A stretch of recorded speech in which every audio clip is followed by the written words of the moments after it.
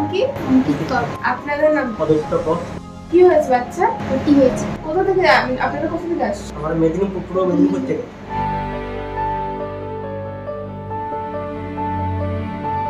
আচ্ছা, আপনারা কোথা থেকে জানলেন যে এখানে ওটি করা হয় নারায়ণাতে? আমরা টিভিতে গেছিলাম এসএসকেমে, ওখান থেকে ওরা এখানে আমাদের ট্রান্সফার করে। আপনারা জানেন আপনার বাচ্চার ওটি কারা করিয়েছে? কৌশিকা ফান্ড। কৌশিকা